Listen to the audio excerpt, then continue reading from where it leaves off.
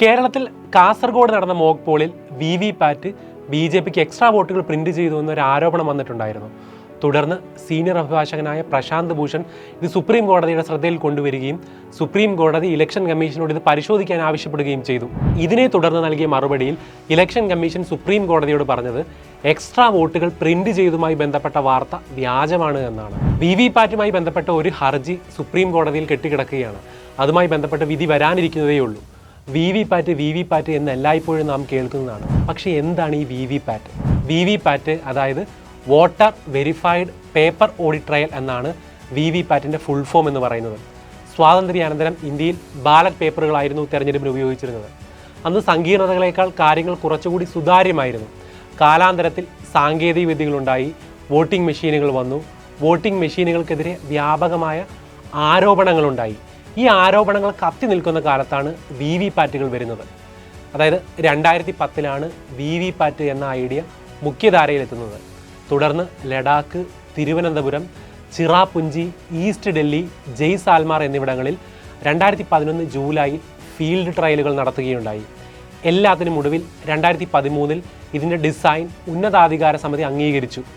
തുടർന്ന് 1961 തെരഞ്ഞെടുപ്പ് ചട്ടങ്ങൾ ഭേദഗതി ചെയ്യുന്നു, വിവിപാറ്റിനെ ഉൾക്കൊള്ളിക്കുന്നു. 2013 നാഗാലാൻഡിലെ നോക്സാൻ മണ്ഡലത്തിലെ 21 പോളിംഗ് സ്റ്റേഷനുകളിൽ ആദ്യമായി വിവിപാറ്റ് മെഷീനുകൾ നടപ്പിൽ വരുത്തുകയുണ്ടായി. ഇനി നമുക്ക് എന്താണ് ഈ വിവിപാറ്റ് എന്ന് നോക്കാം. വിവിപാറ്റ് എന്നത് ഒരു സ്വതന്ത്രമായിട്ടുള്ള വെരിഫിക്കേഷൻ സംവിധാനമാണ്.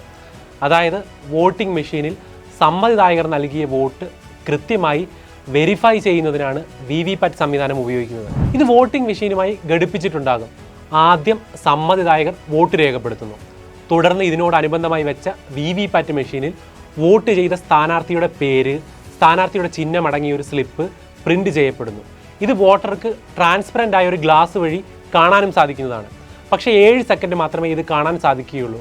തുടർന്ന് സീൽഡ് ആയിട്ടുള്ള ഒരു ബോക്സിലേക്ക് ഈ സ്ലിപ്പ് പ്രിൻ്റായി വീഴുന്നതാണ്. പോളിംഗ് ഓഫീസർക്ക് മാത്രമേ ഇതിൽ ആക്സസ് ഉള്ളൂ. ഇലക്ട്രോണിക് വോട്ടിംഗ് മെഷീനും വിവിപാറ്റ് മെഷീനും തമ്മിലോ പുറമേക്കോ മറ്റ് ബന്ധങ്ങളൊന്നും ഉണ്ടായിരിക്കുകയില്ല എന്നാണ് ഇലക്ഷൻ കമ്മീഷൻ പറയുന്നത്. തെരഞ്ഞെടുപ്പുമായി ബന്ധപ്പെട്ട എന്തെങ്കിലും വിവാദങ്ങളൊക്കെ ഉയർന്നു വരുന്ന സാഹചര്യത്തിലാണ് വിവിപാറ്റിലെ സ്ലിപ്പുകൾ കൂടി കൗണ്ട് ചെയ്യുന്നത്.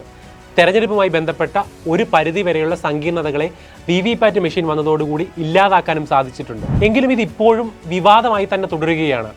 എല്ലാ വിവിപാറ്റ് സ്ലിപ്പുകളും ക്രോസ് വെരിഫിക്കേഷൻ നടത്തണമെന്ന ആവശ്യവുമായി ബന്ധപ്പെട്ട കേസിൽ സുപ്രീം കോടതിയിൽ ഇപ്പോൾ അടിയന്തര വാദങ്ങൾ നടക്കുകയാണ്. ഇലക്ഷൻ കമ്മീഷൻ പറയുന്നത് 4 കോടി വിവിപാറ്റ് വെരിഫിക്കേഷനുകൾ ഇതിനോടകം നടത്തിയിട്ടുണ്ടെന്നാണ്. പക്ഷേ ഇതുവരെ ഒരു മിസ്മാച്ചിങ് ഉണ്ടായിട്ടില്ല എന്നും ഇലക്ഷൻ കമ്മീഷൻ അവകാശപ്പെടുന്നു. പക്ഷേ തെരഞ്ഞെടുപ്പുകൾ ഇന്ത്യൻ ജനാധിപത്യത്തിൻ്റെ അടിത്തറയാണ്. അത്രയധികം നിർണായകമാണെന്ന് സാരം. തെരഞ്ഞെടുപ്പുമായി ബന്ധപ്പെട്ട ഏതൊരു ആരോപണവും ഇലക്ഷൻ കമ്മീഷൻ ഗൗരവത്തിലെടുക്കണം. ഒരു ആരോപണത്തിന് പോലും സ്ഥാനമില്ലാത്ത വിധം ആധികാരികതയും സുതാര്യതയും ഉറപ്പാക്കാൻ ഇലക്ഷൻ കമ്മീഷൻ ഏതറ്റം വരെയും പോകണം. ഫ്രീ ആൻഡ് ഫെയർ ഇലക്ഷൻ എന്നത് രാഷ്ട്രീയ അവകാശം കൂടിയാണ്.